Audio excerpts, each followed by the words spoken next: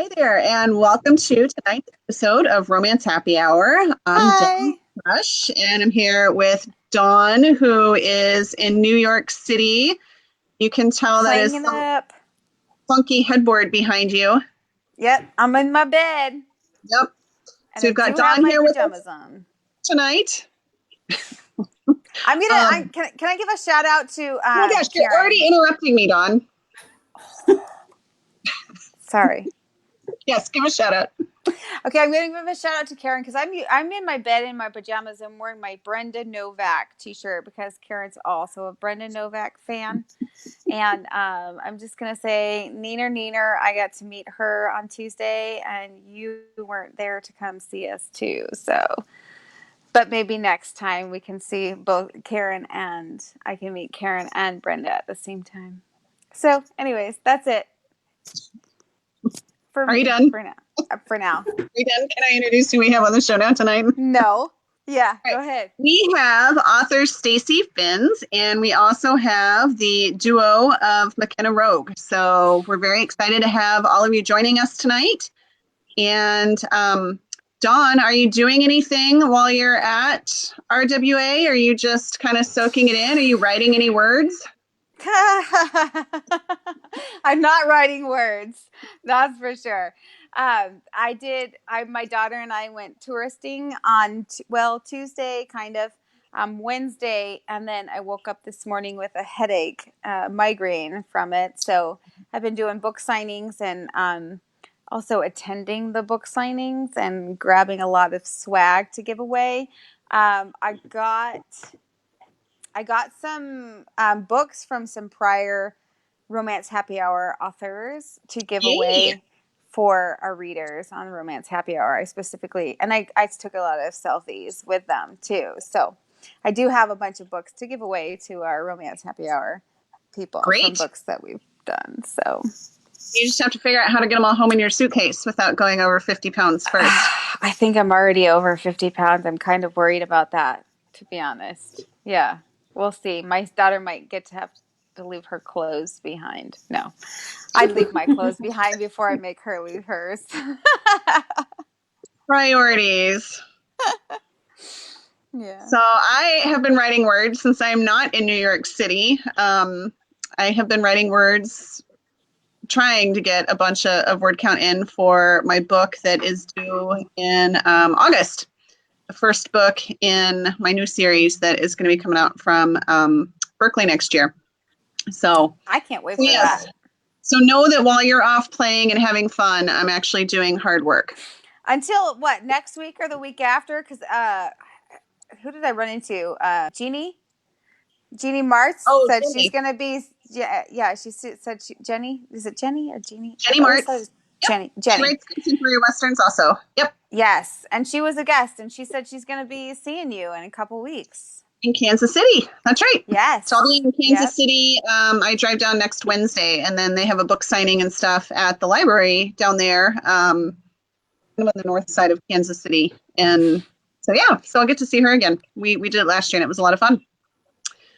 So how about you, Stacy? What are you working on? You just had a book release this week, Cowboy Up. How's that I going? had a I had a book release on Tuesday and it's going well, and I stayed home because I have to finish the third book in the series. It's due September 1st, and I've got a long way to go. So Coming up, you and I should be sprinting. We should be partying hard. I know. I'm at that stage where I just can't seem to focus, especially with the release. Uh-huh. So I have to get my head back in and finish this sucker. Yep. Yeah, I have a release next Tuesday.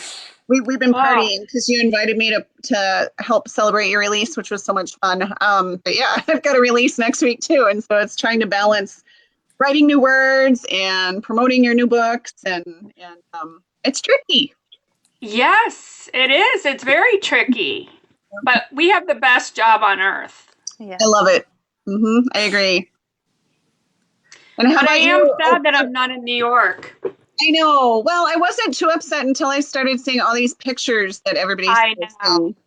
Well, I gotta be I honest. know. I'm posting to you on purpose. Oh, thanks.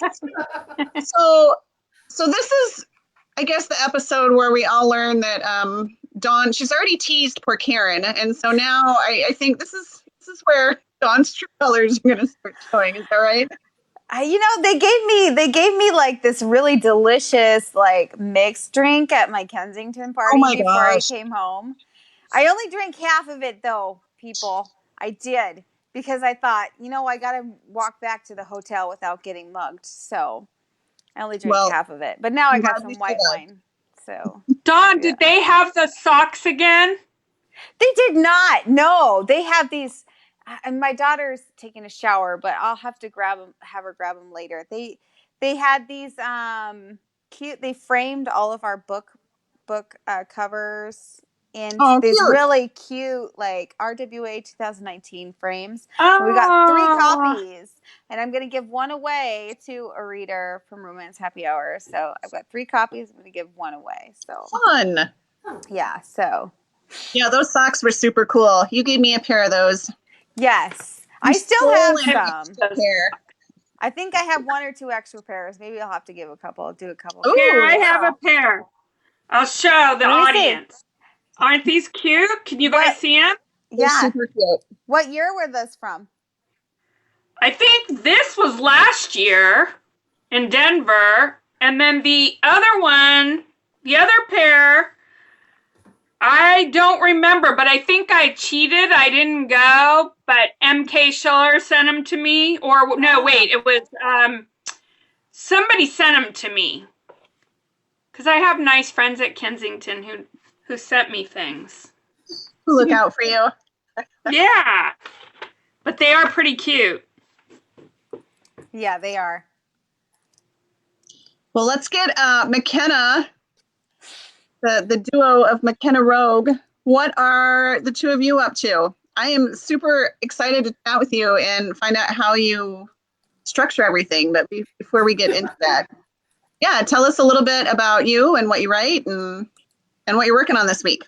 Or we write steamy contemporary, and we're going to be starting a paranormal series hopefully next year as well.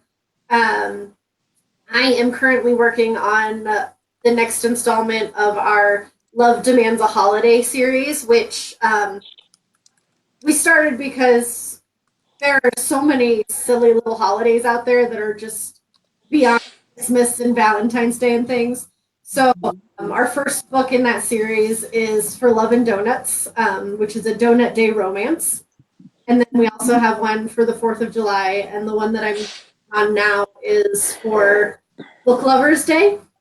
oh, fun! And so the male character is a librarian. A sexy smart guy. There's going to be some lip locking in the library. Ooh, fun. In between the shelves. I'm sure no one has ever done that before. Can I ask Never. Can I ask you which aisle? It's important, actually. I wish it could. It's true. I don't know. Maybe they haven't gotten to that part yet. So far, he has pushed her up against the horror shelves. Oh. I was going to say maybe the home improvement area or, I don't know, handicrafts. I don't know. I'm sure you'll come up with something awesome. And then I'm working on, we have another series, our Defying Expectation series, which is revolves around a family. And so I'm working on the second book on that one, and it'll be out in September. And then I'm also working on the one after Book Lovers, which is Pumpkin Spice Latte Day. Ooh. So I think my husband just joined. He might actually read that book, just pumpkin spice. Are you making these holidays up or no, they're legit. I found them. I believe you. They're on the internet. That means they're real. Yeah. There's that website that's, like the random weird holidays, like Yeah. your sock on your left foot holiday and stuff like that. There's a ton of food holidays. Ton of very obscure. We might have to have you keep us, text us daily, like, today's this holiday, so we can celebrate it, because I don't even know where to find that. Apparently yesterday was National Tequila Day, so we should all be happy. Oh, how did we miss that? Oh, we did post about that, Dawn. You just obviously didn't notice because you were part of watching New York. So we did post about National Tequila Day. I'm not going to let a thing like that go by without recognizing it. Oh, okay. All right. She got me. I didn't look at Facebook yesterday. I posted on Facebook, but I didn't look at it. That's all right. So, I think what we're going to do is we're going to go ahead and get into the reading. Stacy is going to read, you said, from Cowboy Up, your new release, right? Yes. Okay. Awesome. Is it backwards on the screen? I don't know. You're very small on my screen, so I can't tell. I think it's good. It looks good to me. Okay. So I think what we'll do is we'll have you go ahead, Stacy, and are you starting off from just page 1, or is this part of a series? Do you need to do any kind of setup or anything? No, this is the first book in the series, and I'll start from chapter 1. Okay. I'm nervous. I've never read, I never did a live reading before. Well, at least there's nobody like looking at you. So just pretend like you're not going to be saved forever on the internet, and just it'll be fine. Okay. Tell me when. Right. So we're going to go ahead and let you take over, and go ahead and give us that. All right, here goes. Cash Dalton put the target in his sights, braced his arm to steady his aim, and pulled the trigger. Bullseye! He walked the 7 yards to the fence post, built up a second pyramid, and squeezed off a few more rounds, killing a succession of Jim Beam bottles, or at least maiming them. When he emptied his clip, he loaded a new one and racked up what was left of the bottles for another go at it. The sun was still hiding behind the clouds, as it was wont to do during a Northern California summer, but Cash could still feel the promise of another hot day. Somewhere, a rooster crowed, and when the wind blew from the north, he got a strong, musky whiff of wet hay, horse shit, and cattle. He liked the smell. It reminded him of home, even though he'd grown up in San Francisco. The mountain stood in silhouette against the smoky sky, reminding him what morning looked like in the Sierra foothills. The truth was, it had been a while since he'd seen a morning anywhere. There would be plenty of time to see them now. He went back to in the dirt with his boot, spread his feet as wide as his hips, leaned forward, and fired. Bam! Excuse me. Cash jumped, nearly dropping his Glock. How long had his neighbor been standing there? Damn, he was losing his sixth sense. Never sneak up on a man with a gun. Aubrey McAllister glowered at him. She still had her pajamas on, sleep shorts, a t-shirt, and a bad case of bedhead. He guessed the cowboy boots were a last-minute addition. It's 6 o'clock in the morning, she huffed. Ah, hell, I didn't realize the time, he lied, scrubbing his hand down his chin through 3 days of stubble. What he hadn't remembered was her living next door. Sorry. She eyed his piece with distaste. I thought you were supposed to use a rifle for that. He shrugged. Honestly, he didn't own a .22, just his backup weapon. And because he was permanently off duty, he used the firearm for plinking. I'll quit now. I'd appreciate it. She leaned in and sniffed him. You don't smell drunk. Cash reared back. He wouldn't be handling a firearm if he were drunk. Where'd you get the idea I was? She made a point of staring at the shattered Jim Beam bottles. Look, it's none of my business, but you seem to spend a lot of time either shooting things or sitting on your front porch drinking. Damn right it was none of her business. If it's a problem for you, I suppose you could always move. She shifted her weight from one foot to the other.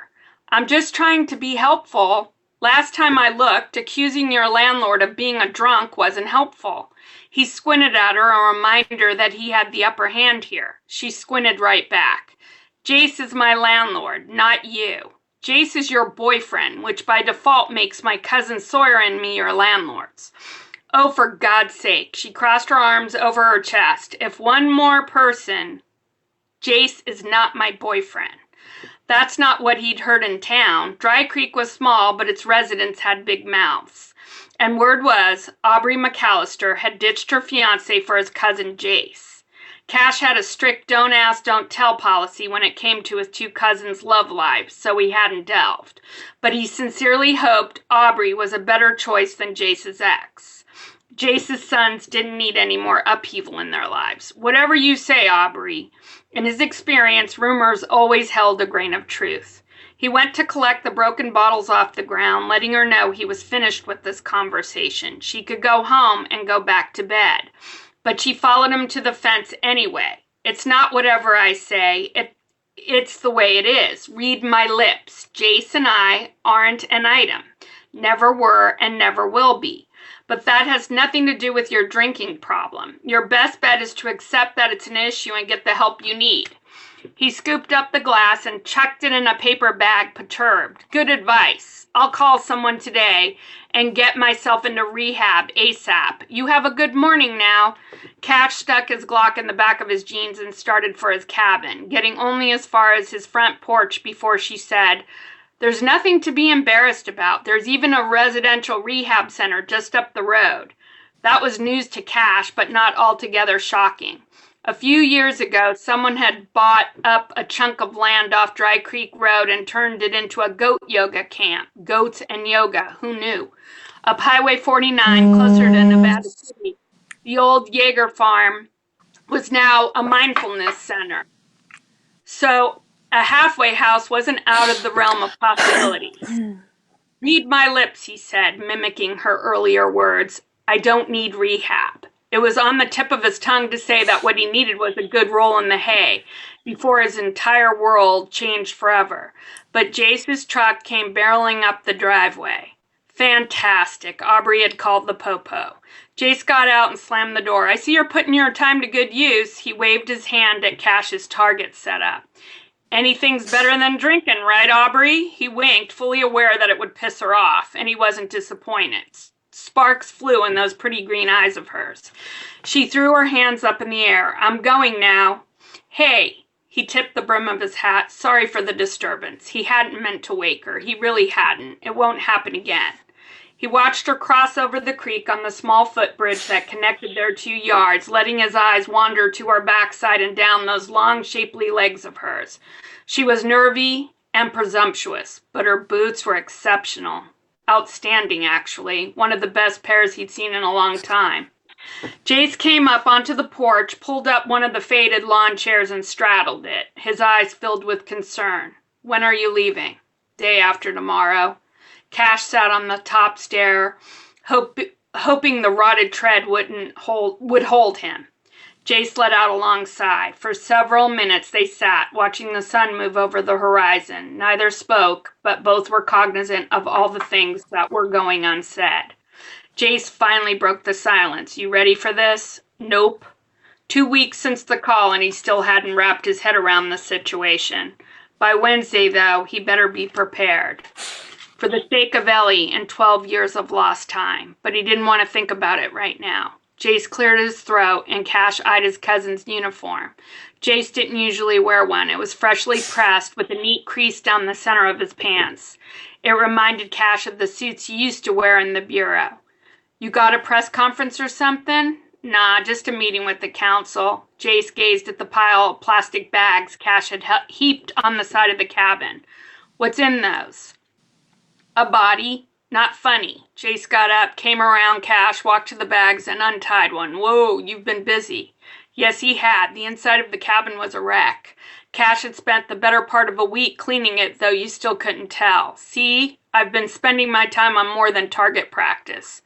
You woke Aubrey up. Jace shielded his eyes and peered across the creek at Cash's new neighbor's place, then came back onto the porch and took his place on the lawn chair. She was worried about you. Cash let out a mirthless laugh. She thinks I'm an alcoholic. To be fair, he'd been drinking nonstop since he'd lost his job, but it had never gotten to the point where he couldn't quit. What's the deal with her anyway? Aubrey, she needed a place to stay and the cabin was empty. I didn't think you or Sawyer would mind. He minded. He missed his privacy. Until she moved in 2 weeks ago, he'd had this corner of Dry Creek Ranch to himself. Was she living with the ex-fiance? It was logical to assume that's why she'd suddenly needed a place, because one day the cabin was empty and the next she appeared with a U-Haul. Yeah, which left her homeless after the breakup. A little heads up would have been nice, Cash said. Sorry about that. Cash hitched his shoulders because it was too late now. Besides, he had bigger fish to fry than being stuck with a neighbor who thought he was a lush and complained about his early morning target shooting. Are you two seeing each other? Despite the rumors, Aubrey had been convincing in her denial. Still, old habits die hard. The former FBI agent and Cash couldn't help seeking corroboration. She's like a sister, Jay said, and Mitch was my best friend. You should know better than to believe what you hear in town. Folks around here are less reliable than a supermarket tabloid. Did I go 10 minutes? Oops, sorry, I was muted.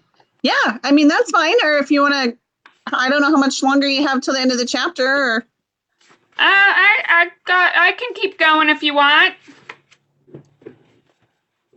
Find a good stopping point. I don't know.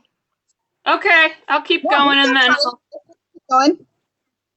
What? We've got time if you want to go a couple more minutes. Okay. Cash suspected that was true and wondered why he was acting like a meddling old woman. Jace's romantic entanglements were his and his alone. A couple of birds squawked overhead, and Sawyer came hiking down the trail that cut across the ranch from his home to Cash's cabin. He had on his Dude Ranch attire today, boots that were blindingly shiny and a straw cowboy hat that reminded Cash of something you'd buy from a concession stand at the county fair. The only thing missing was a bandana tied around his neck. No one told me we were having a meeting. Sawyer came up the cabin stairs, squeezed past Cash, turned over a barrel that had been serving as a garbage can, and sat on it, taking a thorough inventory of the porch. I love what you've done with the place. He turned his eye on Cash, giving him the same raw assessment. Are you going to the funeral? Because if you are, you should clean up, shave. I've got a black suit you can borrow. I'm planning to wear the one I wore to Grandpa's. That work for you? It's better than what you've got on, torn jeans and a holey t-shirt. No one to see me but the deer, and Cash's intrusive neighbor. Sawyer went back to examining the cabin, lingering on the bark lounger no one had chosen to sit on, for good reason. The recliner was infested with vermin and smelled like skunk. It had been on the porch since before Cash moved in. All that's missing is the soundtrack to Deliverance. Sawyer hummed the opening bars of dueling banjos in case Cash missed the reference. For God's sake, Cash, you'll scare that crap out of the kid. I'm working on it. It's in its current state, the cabin wasn't fit for him, let alone a young girl. Its best feature was the view of Dry Creek. He could practically drop a line in the water off his porch. Yeah, I can tell, Sawyer said with his usual flippancy, gazing at the old tractor and truck parts strewn across the property, the unstable lean-to Cash used as a carport, and the oil stains on the driveway. The prior occupants, Grandpa Dalton's ranch hands, had used the yard to fix farm equipment. Cash knew he should have done more to pull his weight. Dry Creek Ranch was beyond run down. In the last years of his life, Grandpa Dalton had gone through his funds for upkeep, and Jace had had his hands full being sheriff and raising 2 boys on his own. Sawyer had been busy traveling the world for National Geographic and all the other publications he wrote for, and Cash, too consumed with his job and life in San Francisco, hadn't noticed that he and his cousin's birthright was slowly deteriorating until 4 months ago. That's when their grandfather died and left them the land, the houses, and an outstanding property tax bill as large as the national debt. I'll send over a couple of guys to haul this stuff off to the dump. Jace zeroed in on the heap of rotting fence rails and broken furniture Cash had piled near an old structure that had once served as a small barn.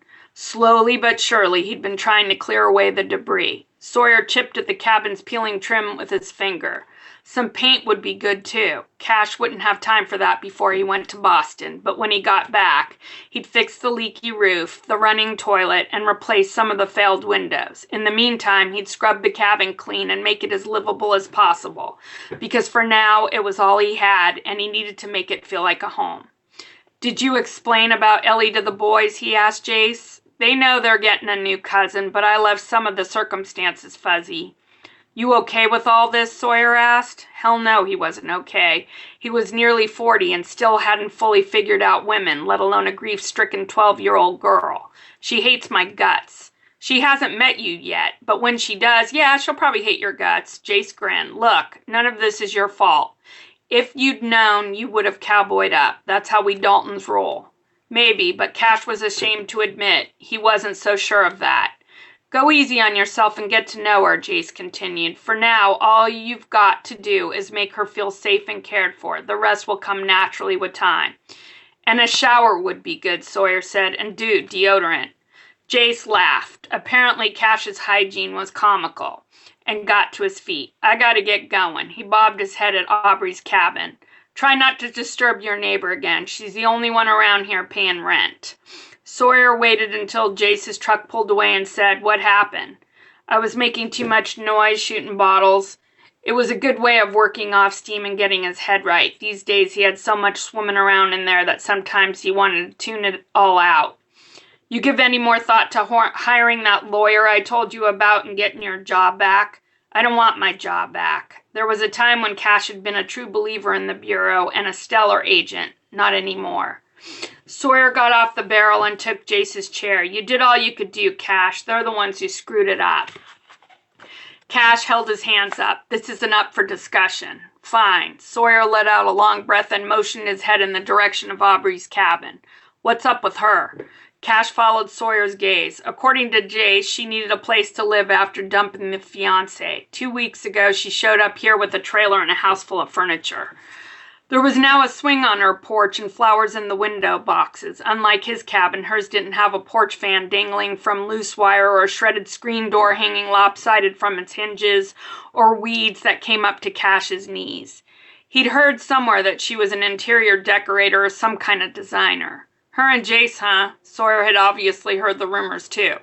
Nope, not according to Jace or Aubrey. Cash chastised himself for not having more faith in Jace.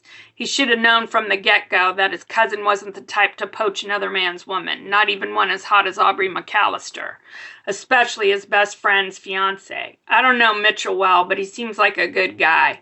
Sawyer lifted his shoulders. Just know him from when we were kids. You remember Aubrey? Like Jace. She'd grown up here, while Cash and Sawyer had only visited in the summers and holidays. Nope, can't say I do, and if she looked anything then like she does now, I would have remembered.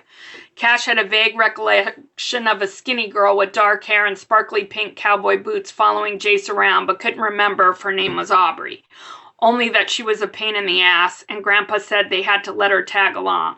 The woman across the creek didn't hold any resemblance to that girl. Then again, Cash didn't look anything like his pre-pubescent self, gangly and awkward. Sometime around his junior year in high school, the rest of his body caught up with his 6'2" frame, and he lost the self-consciousness that had marked him as a nerd during his freshman and sophomore years. Looks like she's fixing the cabin up, Cash said, and stole another glance at her window boxes, then at his own porch. He had less than 2 days to make this place presentable to a 12-year-old. He had no idea what kind of place she lived in Boston or what kind of creature comfort she was used to. Hell, he didn't know anything about her except they shared the same DNA. You want to help me get the Bark Lounger down? Let's do it. Sawyer waited for Cash to lock up his gun, then they threw the tattered chair onto the dump pile. Where are you planning to sleep Ellie? I'll give her my room and sleep on the couch until I can get the spare room ready. Currently, it held boxes of his case files. Lord knew why he'd bother to copy all that stuff. Law enforcement was behind him. You want me to go with you to Boston? I'm between assignments and have some time on my hands. It was a generous offer, especially because Sawyer had spent the last year embedded with troops in Afghanistan for a book he was writing and was probably enjoying his downtime. Thanks, Cash said, but I've got it. He didn't want to overwhelm the kid with a lot of new faces. Let me know if you change your mind. You don't have to take this on all by yourself, you know. Cash had never been good at leaning, but when he did, it was on Sawyer and Jace, who are more like brothers than cousins. Appreciate it. Sawyer gave him a hard lock. Stop being an island. And dude, bathe. He got to his feet. I've got to go, but if you need help cleaning this place or with anything, text me and I'll come over later. Cash nodded, though these days he preferred to keep his own company. After Sawyer left, Cash collected his spent casings and tossed the rest of the bottles he'd used for target practice on the garbage pile.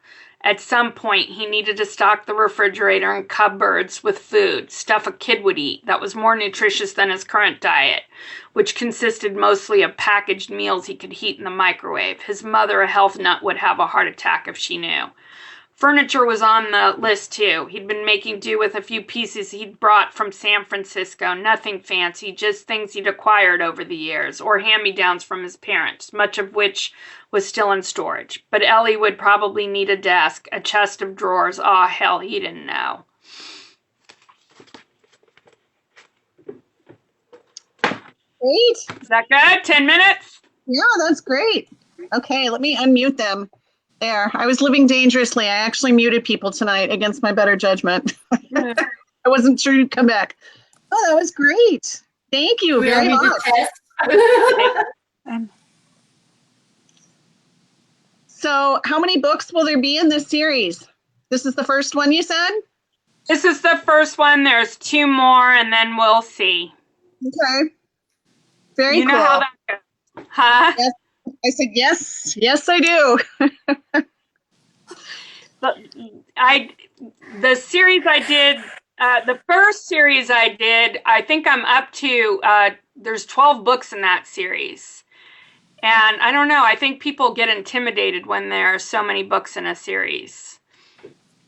I think sometimes readers love that because they know if they like the characters, you know, they've got quite a bit of time with them. But yeah, I think it could go either way. Yeah. I have to ask the people that are watching tonight, do you love long series or do you prefer a shorter series of maybe only like 5 or 6 books? That would be good insight to get. And Karen wants to know how you choose your titles. Do you do it before, during, or after the story when you write the story? Usually I do it before. Or I do it while I'm writing, but I like to have a title so that, I don't know, it gives me kind of inspiration for the book. It also helps me know a little bit what the theme of the book is. I mean, this book is all about a man having to come to terms with a whole different life than he had planned for, and he has to cowboy up. He has to take it on. So, yeah. So he's going to Boston to get his daughter? Yeah, that he didn't know he had. Yeah. Yes. So he hooked up with a woman at a law enforcement conference. It was a one-night thing. She never told him that she was pregnant or that she had his child. And then she got breast cancer and she died. No. Yeah. That's awful. And so the daughter goes to him, but the daughter, doesn't know him, doesn't want anything to do with him, and she's grieving. So it's a very difficult time for Ellie, this 12-year-old. Yeah. Sure. Sounds like a good book. Mm-hmm. Thank you. So would you say that your writing is it typically kind of from a, I guess, more emotional place or is it, I mean, because there's some humor in there. I picked up some humor. You've got some funny lines and stuff. I think all emotion has humor, right? Like we all have lives where horrible things happen, and sometimes all we can do is laugh. And so I like to mix both. Also, it's hard to read a book that's just pure emotion, don't you think? It's like draining. You need a little laughter. Mm-hmm. Yep. Yeah, absolutely. Oh, I was just checking the comments to see if we have any other questions. Yeah. If you have questions for Stacy, go ahead and put them in the comments, and we will listen to McKenna Lauren and Ashley read. I'm interested to see how you guys are going to do this. I don't know if you figured it out yet. It's almost time. You're going to have to figure out. She loves to join cause. I was hoping they were going to do, like a dual narration like we get sometimes on audiobooks, and one of you can, I don't know, change your voice or something. So yeah, we'll see how you guys decide to do this. But yeah, if you have questions for Stacy, go ahead and put them in the comments and we'll come back to that. And I think we'll go ahead and let the two of you introduce which book are you reading from tonight? Is it the donut book? Yep. So we're going to read awesome. For Love and Donuts. Awesome. Sexy Man Chest. So good. Donuts and Sexy Man Chest. Sexy Man Chest with sprinkles. I mean, I'm not sure there's anything better in life than that, right? So we'll go ahead and I'm going to put you on solo. So I don't know if you have a setup for this. Oh, I see how you shifted the screen there. So go ahead, and if you need to set the scene or anything, the show is yours. Well, we're all ready to listen. So I'm going to start at chapter 1. There is a prologue, and in the prologue, Damon, who is the male protagonist and the sexy cop who loves to eat donuts in the book, goes to answer a domestic violence call and finds the baker, Cherry, being verbally assaulted by her ex-boyfriend. And so chapter 1 starts 6 months later, and it's from Cherry's perspective. Something was burning. I peeked in each oven across the wall until I found the culprit. Quickly pulling open the door, I snagged the tray of cookies out of the hellfire. Setting them on the counter, I inspected the damage. Poppy bounced in through the swinging doors, her blonde ponytail swinging side to side. She stopped in her tracks when she saw the burnt cookies. Oh no! She charged over to inspect for herself.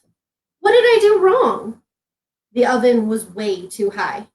I didn't even need to look at the settings to know that these weren't baked in a 375-degree oven. She grabbed the recipe box and rummaged through it until she found the right one. She blinked at it and then looked up at me with her big brown eyes. What did I have it at? 450 degrees. She squeezed her eyes shut and muttered quietly under her breath. When she went back to the oven to reset the temperature, she'd mostly gotten her embarrassment under control, but a little pink still haunted her cheeks. Let me try again. Poppy quickly gathered all the ingredients in a clean mixing bowl, looking at me for permission. With a nod, I left her to redo her batch. Poppy was my weekend helper turned apprentice. She begged me to take her on to help me out when I was busy, but it quickly became clear her real intention was she wanted to learn. She was a pistol, fast learner, and always wanted to do her best. And when she figured out a recipe, that sweet spot, she was just as good as me. I checked over the displays to make sure they were up to spec, not a pastry out of place. Poppy was cheap help right now, but with the way she was catching on to things, soon I'd have to make her a full-fledged baker and pay her the way she deserved. It was early yet, but my regulars would be filtering in soon enough. The door dinged when I was giving the glass one last shine before getting behind the counter where I belonged. I could feel the guilt and drama settle into the bakery like a blanket of heavy snow before she even spoke. Cherry, dear, you'll never guess what happened to me.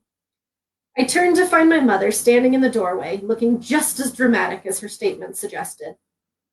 As much as I hated it, I looked just like she did when she was my age.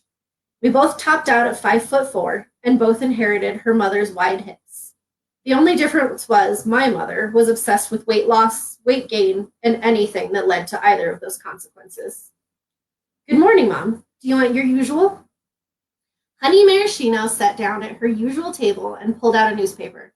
It's the only thing I can eat in this fat trap. I don't know why you come here every morning. How else am I going to see you? You never make time for me. She wasn't completely wrong. Since my breakup with Michael, I'd been distant from everyone. I needed to figure out how I'd ended up with a man who was so abusive. It wasn't like I'd become a Lifetime movie or anything, but it could have gotten that bad if I'd stayed with him. He'd seemed so normal when I met him, but I doubted most abusers led with that when they were starting a new relationship. Still, I felt like there must have been signs, something I should have seen to avoid that night. The night the police showed up at our door still haunted my dreams. I hadn't gotten over the way Michael had shouted and thrown things. If the police hadn't shown up when they did, I didn't know how far he would have taken it. More than anything, though, I wanted to move on. But meeting new people scared me. I didn't want to fall into the same trap. I'd had crappy friends, bad boyfriends, even an employee who'd stolen from me. The common denominator was always me. Why did I pick these people? Why did I attract them? Mentally shaking off the thoughts, I looked back at my mom and smiled. I've just been busy. It's not personal. Okay, it was a little personal. Mom constantly questioned what I'd done to make Michael act so ugly. She clung to her marriage like it was the only thing that gave her any identity. Maybe it was. She'd been married right out of high school to my dad. She seemed to think I was missing the same thing in my life. She wanted me to be married and happy like she was. Don't get me wrong, my parents were happy, but they were lucky too. Neither of them wanted more than the life they had together. But I didn't want my identity tied up in someone else's. Michael tried to do that to me, and when I fought against it, he decided he needed to yell at me, put me down and in my place, and came close to hitting me. It could have been worse. He could have hit me, beat me into submission, tried to mold me into exactly what he thought I should be, but he didn't, at least not with his fists. His words cut just as deep, though, and it still felt like they did. I carried my mother's coffee and her banana smoothie, sitting down across from her while she lifted the smoothie to taste it. You made it right today. I reminded myself not to roll my eyes. I made it the same way every morning, but some days she felt the need to nitpick, as if I had control over the ripeness of bananas. So, what happened to you? She wiggled in her chair so that she could lean forward. Scooting her drinks to the side, she slapped the paper down like she'd just solved a murder. I looked down at the article in black and white. I should have known my mother would only be reading the gossip column of the paper. She jabbed her perfectly manicured finger down right above the sub-headline that read, Honey Maraschino does it again. People are going to start showing up. You're going to have to give me the Cliff Notes version. Dear Rosie decided to out me on the advice I've been giving her. That was supposed to be our little secret. She looked like she had been absolutely betrayed. Mom, you worked as a therapist for 20 years. You're good at dispensing advice. And I think secretly you're glad to be getting the recognition. I'd say you owe Rosie a thank you. I leaned back in my chair. Plus, Rosie wants to retire soon. It could be Ask Honey or something once she's done. Mom waved me off, grinning like it was the best idea I'd ever had. It didn't take much to keep Mom off subjects that made us fight, like me, my bakery, my lack of love life, or anything else regarding me. The door chimed again, and I glanced over to find the crowds were going to start moving in. I gotta get to work, Mom. Enjoy your breakfast. As she sat there reading the gossip page and drinking her smoothie, I wonder if she ever felt hurt that Grandma had left me the bakery instead of her. Even though Mom hardly baked and hated everything that contained fat or sugar, sometimes it seemed like she was disappointed in the fact I took after the original cherry I'd been named after. I loved the bakery and wanted to keep it as classy as Grandma had. The morning rush filtered into the bakery right on schedule. Poppy was running in and out with pastries, donuts, bagels, and croissants. I barely noticed when Mom took off with half a wave, Rosie at her side. The two of them chattered right out the door, no doubt plotting the Ask Honey takeover. Poppy and I switched places anytime I needed to get more things in the oven. Poppy could have handled it, but she still got flustered trying to keep the rushes under control, and the last thing I needed was the bakery smelling like burned pastry. When the doorbell rang again, I glanced up from the cash register as I was helping the tail end of the rush. It was nearly 9:30, and most of the regulars had come and gone like clockwork. As I dropped the change into the patron's hand, I froze with my arms sticking out. Officer Langley walked into the bakery. He held open the door for a female tourist who was leaving, then he made a direct path straight for my counter. His walk was confident, his chin level. He kept his expression even as he gazed over the display cases full of donuts. I hadn't seen him since the night he and his partner came to my rescue. Before that night, I saw him at least once a day, sometimes twice. He couldn't seem to get enough of my donuts. I admit, I liked it when he came in. I liked the way his eyes lit up like a little boy on Christmas morning every time I brought out a fresh tray of Boston creams. I liked the way he gave me a smile that made just one dimple pop out on his cheek when I handed over his box of donuts and coffee. I liked the way my name sounded in his deep baritone voice, almost like we were lovers. I figured when he'd recognize me that night, just as I did him. When he didn't come in the next day or the day after that, I was bummed. I figured it had to do something with him losing respect for me or something. But nearly 6 months later, here we were again. Him ogling my donuts like it was just yesterday he'd had his last one. I wondered what brought him through my doors now. I'm going to stop there. Very nice. Let me unmute everybody. All right. Is everybody back? Can you hear me? Mm-hmm. Yes, I can hear you. That was super cute. I enjoyed it very much. Very cute.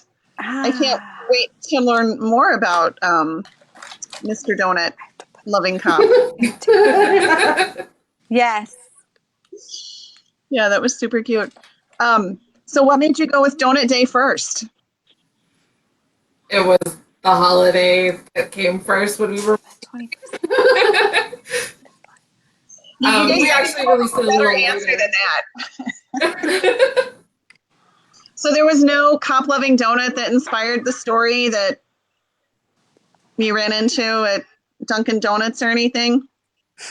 I had the idea, and I thought it was ridiculous, and I really didn't think anybody would. I thought people would roll their eyes and kind of laugh it off, like, "Oh, a Donut Day romance, really?" That's why it's perfect. Yeah. A good response. It's one of my favorites. I really like it. So it was just a good idea, and it went well. I have donuts in my my last release. Boston cream, actually. Boston cream and bacon maple. Ooh. I know. My heroine gets my hero to try bacon maple and vice versa with the Boston cream, and she's such a little snooty that she doesn't like the Boston cream. I don't know. Anyways, that's my take on donuts. I've never. A good question though. What is your favorite kind of donut? It depends on the day, but I do love Boston. They're one of my favorites. We were just we spent a week at the Outer Banks, and they have duck donuts out east. We don't have duck donuts in Minnesota. There really aren't that many donut shops in Minnesota at all. But I had my first duck donut. Are you like duck, like DUCK? Yes, duck rhymes with. Oh, you are spicy. Oh, rhymes with buck, tuck. Yes. Quack, quack. Are they made with duck donuts? Shaped like duck or what? What's that? Are they made with duck or shaped like duck? No.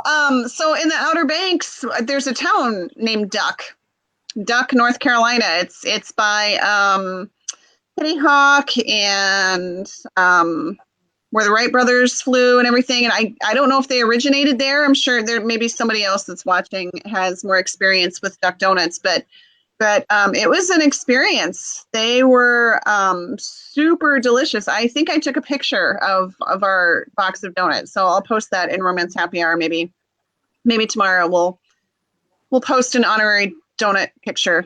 Yeah, do it. They were good, but they make a maple bacon donut, and it was delicious. All right, so I gotta admit, I wrote this book not ever tasting maple bacon donuts, and I know I'm awful that way. But let's see. Well, Linda says make bacon maple. You must be Canadian. And then somebody else says they're gross. No, they're really, really good. They're very good. All right, so we do have a couple questions. Yes, let's get to that. Karen wants to know from starting to write, to release day. How about how many? Sorry, my comments keep updating and losing my spot. How many months from start to release, and how far in advance do you have books lined up to write? Everybody. You want to go first, Stacy? Sure. So on Cowboy Up, I had 6 months to write the book, and then it didn't. So I think I turned this book in about a year ago. So it took about a year from the time I turned it in to the release time, and 6 months to write. But I've written books in 3 months. And is this Kensington? Yeah. So publishing companies, it takes longer for them because than indies. I mean, indies can typically get a book out pretty fast, whereas traditional publishing takes quite a while, to be honest. Yeah. And then what about you guys? Probably about 3. We've been going back and forth on our publishing plan for a while, and so we've got some things that are ready to go that aren't actually going to be released until like December of next year, and then they're coming out in September that we've only got a first draft done for. Oh. I think generally it takes about 3 months. The way that we do it is one of us will write the first draft, the other will take a pass at it before we send it to the editor. So we kind of both get to put our into it before the editor sees it, and then whoever was the first person to see it usually goes through the final draft and flushes everything up and goes, oh no, we can't have a comma there, or we need 4 commas here. There's always going to be a random comma that doesn't belong. Yes. Commas make no sense to me. Dylan says that, but I feel like her books are so good that she doesn't need to be stressing about her commas. But that's because I pay people to put the commas where they're supposed to be. Yeah. Yeah, if it were up to me, I mean, there'd be like random commas everywhere. Yeah. That's usually the first pass, with random commas and the wrong form there, and I feel like maybe because you hear like put commas where you would have a natural pause, right? Right. So, that's what I've always heard. But perhaps in my brain, my natural pauses are in different places than everybody else's because I love commas. Sometimes I have the Shatner pauses where I just stop in the middle of sentences. Also, okay, so Linda wants to know, what is your take on the importance of a good book cover and title? I mean, just like you eat with your eyes first, and no matter how many people tell you, don't judge a book by its cover, that's what we do, right? Yeah. Pick up a book and we go, that's a hot man chest, I want to read that. Or I like sexy cowboys, I'm going to pick that one up. So I think having a professional looking cover that looks like it belongs in the genre that you're writing is very important. And titles are hard. Yes. They're always hard. And so I'm always happy when I find one that I think fits well. So It really is. I have a title, a manuscript out to my agent where I'm calling it Hope Harbor, but I tell everybody, including Dylan, who's going to be reading it in the future, to give me a book title while they're reading it, because I have no idea. Hope Harbor. I think that's good. It's got a lighthouse in it. No, it does. Well, it's not really a harbor now that you mention it. Yeah, your title's all wrong for that book, Don. It is. I know. And I put some romance scenes in there, some love scenes in there, getting a little spicy in my contemporary. But so it's it needs a different title. So titles are. I feel like Dylan is really good at titles. I don't know about you guys, but she's awesome at it. Right. I mean, my traditional books, I get a say in the title, but oftentimes, I don't know, Stacy, if you get to name your own titles or if it's kind of a collaboration or. It's a collaboration. Sometimes they like my title. Sometimes they hate them and say, no, we're not doing that title. Right. So yeah, so I don't get to take credit on, the Holiday Texas books. Those were pretty much my publisher. And, I worked hard at titles. Even my 13-year-old, she helped me, and we spent an entire weekend coming up with titles, and she was very upset they did not pick her top choice. But yeah, like with indie books, you get to do your own, but then it's harder because then you don't have someone that knows what they're doing, like the traditional publisher, to tell you what your title should be. Like Sweet Tea and Second Chances is so cute though. And so is like Mud Pies and Family Ties. Like that's super cute. Those are cute. It's just because I'm always hungry.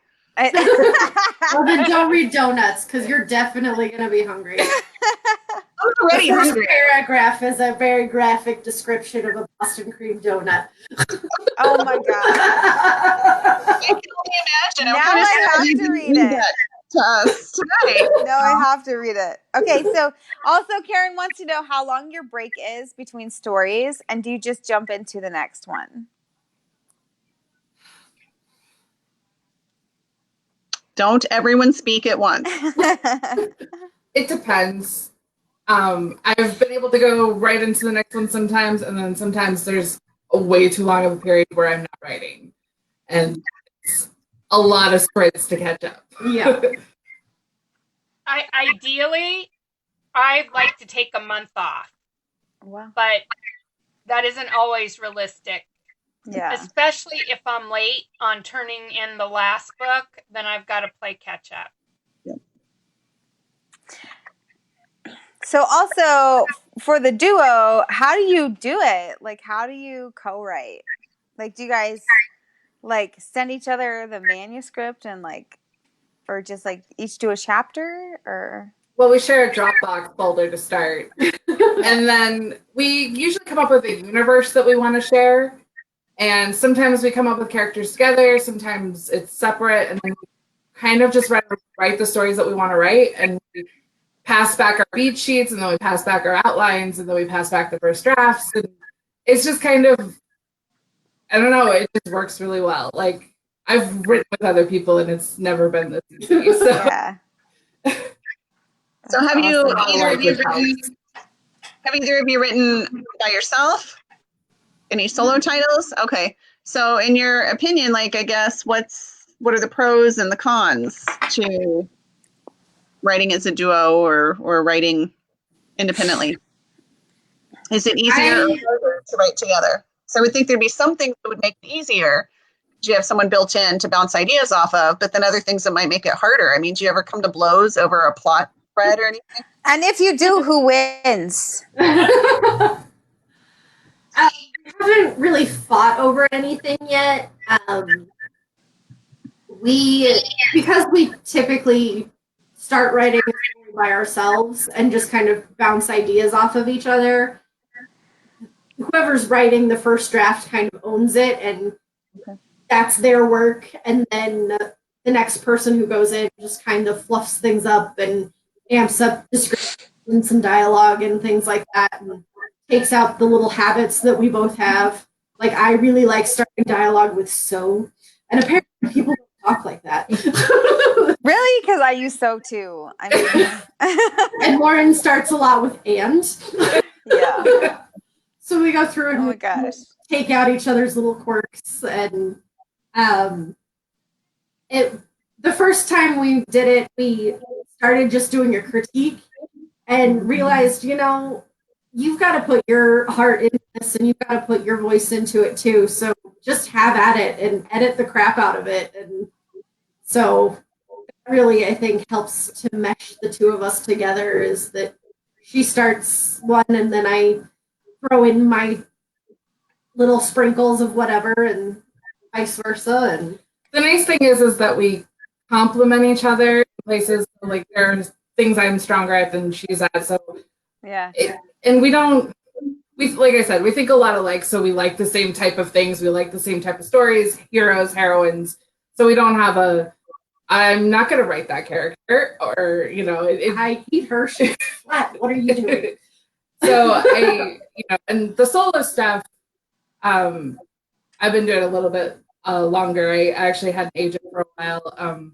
I was doing urban fantasy YA, and that was really hard. And I edited my book into the ground, and I had to put pause on that. And so now I'm actually enjoying writing again, and it's been fun having someone to do that with. So I'll get back to my solo stuff eventually, but I'm enjoying this a lot right now. So good. Really nice to have somebody who will compliment me when I'm just having one of those days where I'm like, everything sucks, I suck, and I want to die. Yeah. All right. So also, let's see. Linda wants to know if you're satisfied with your success. Oh, Linda, that is a loaded question. It really is. Go ahead, Stacy. Why don't you take that one? Wait, I'm having trouble hearing you guys. What'd you say? Oh no. Are you I can hear satisfied you with if you your talk loud. success? Are you Say it satisfied again. with your success? No. I want to be Nora Roberts. Is anyone ever satisfied with their success? No, I think it's always like I want to be a little bit further. I want to be better. I want to be this. Like that's where I'm at too. Like I want to be Dylann. So how am I gonna get there? Head west. Head west. There we go. I am happy that I can do this full time and that I left a job, even though I really love the job I left. I feel very happy that I can now do this as my full-time job. That is our dream, and that's where we want to be. Stacy. Wait, say it again? Yeah, you broke up to me too. Oh, well then you ask her, Dawn. How long have you been writing? So I started out as a newspaper reporter, and I was writing for 20 years before I started fiction. But I started the fiction about 2013, and the first book came out in 2014. Nice. And I'm just going to say that my battery is going to die soon. And we're 5 past the hour. Not to be mean, just because if I disappear, it's because my phone died.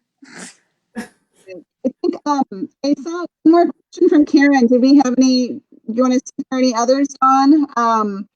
Karen just asked, do a lot of fans send you PMs? Oh. And I will say just you, Karen. I'm joking. How about you guys? Not so far, but we've only been released since June 8th. So that's plenty of time to get your first 10,000 fans. We did get 1 PM from one fan who liked our reader magnet, so that was nice. Oh, that's good. And you know what? I mean, I will say for those of you that are thinking about PMing an author, I mean, that makes a huge difference because, I mean, unless you're creepy, don't be creepy. But I would say, you know, I mean, I've had people reach out and just say that they really enjoyed my book. And I mean, that means the world to an author because you sit there for weeks and weeks and weeks and type kind of, you know, into nothingness. And so, you know, if you turn a book in and it comes out a year later, I mean, that's like a whole year that you're waiting, you know, to even find out if anybody really likes it. So if you've ever thought about, I mean, reviews are fantastic. I love PMs. I love talking with people, but I'm also kind of an extroverted introvert. So, but yeah, I would say I do think that it makes a big difference. If you love books, I love it. We had somebody, but at the same time, go ahead. I was just going to say we had somebody email back from one of our newsletters that we sent out because I had been in Hawaii, and she was like, "Oh, you're in Honolulu. You have to try this donut place because we just released 12 donuts." So That's awesome. You might talk about writing just donut books. I think there are a lot of varieties. So, I mean, I can think of a bunch of things you could put donut in a romance novel, but yes, you're right, Dawn. We are running out of time. No, I just wanted to warn you in case I disappear. It's my phone. Yep. Yeah, I've been running So, out my Dawn, are battery. you going to hit the bars after this? Oh, I already got my bar here. I learned from Dylann that you got to bring a box of wine to Oh my your God. Yeah. Did you do that? then you can just drink in your room. The best Well, party ever. then you can invite other people to come chat with you. So because the bar, I mean, I've tried to go to the bar at that Marriott in New York, and it's always packed. See, yeah, Yeah, Dylan's Dylann says she's an introvert, but I think she's an extrovert because the thought of going to a bar like gives me anxiety. Well, you do have your daughter with you. I do. I have my daughter, and so I'm gonna drink. She's not drinking. Don't worry about that. But I'm gonna sit here and drink until she tells me that I told her to tell me when I've had too much. Like I said, 2 glasses of wine is plenty. If I start on my third, tell me stop it. Shut. And then she just told me I already started on my third just now. Oh, did you find the picture? Did she pull out the picture? Are you going to show us what you got from Kensington? And then I think we should wrap it up because we're going over. Give me the picture of the thing from Kensington, or give me the pictures. Yeah, and I'm going to give one away. They gave me 3. Quick like a bunny. Thank you, bunny. All right, so this is what they gave us. It's a framed picture of my book, and it says, I don't know if I can get it in there because I'm not really good at getting things in there. It says, a celebration of reading and romance, Kensington Books, RWA 2019. Nice. I've got 3, cool. so I'm going to give one away. This is the book I'm signing tomorrow. I'll be signing tomorrow. So very cool. Yeah, I got 3, and they're so pretty. They have pretty good party swag. They do, yeah. I brought home some fancy food for my daughter. Some little bites of really fancy desserts and stuff. Nice. That was good swag too to me. Anyways, like fancy foods. Donuts were good too. I will tell you that picture from the source book party, and they were having a donut bar. Right. Oh, so that's what I missed out on in New York City was a donut, build your own donut at Dylan's Candy Bar tonight. Yeah. And Brenda Novak on her thing on Tuesday they fed us little teeny tiny miniature donuts. They were so tiny and so cute. Yeah. It's all about donuts. You guys are ahead of the game. Very timely. Yeah. That's funny. Well, I just want to say thank you very much for joining us tonight. I hope it was relatively painless. You all did a fabulous job. You did. And really appreciate you sharing your work. And we have a giveaway post that's up on the page. And if viewers haven't entered that yet, go ahead and take a look. We'll leave it up through the weekend. And you both have some great prizes up for grabs. So get your entry in for that. And I think we're going to say goodnight. We're going to let Dawn get back to her wine. Yeah. Pretty much. Thank you for having me. No words. Yes, thank you for having us. Thank you. Thank you for having me. And happy release week to you, Stacy. I hope it just keeps getting better and better. You've got a couple days left. And McKenna, we cannot wait to see what holiday you come up with next. Yes. Let us know if you need suggestions. I'm sure you can. Yeah. That would be a lot of fun. Will do. Yes, absolutely. Thank you, everybody, for joining us. Bye. And we will see you next time. We'll see you in August. We'll post who we've got coming on next month and keep an eye on the page. And then Also, Dawn and I wanted to let y'all know Facebook is changing the way they're doing things. So, Yes. so go ahead and hop into our group. I think we're going to end up migrating our show into the Facebook group at some point here in the near future, so that we don't miss out on the algorithm that they're changing. So yeah, go ahead and hop in there, and we will see you in a couple weeks. Bye. All right. Good night. Thank you. Bye.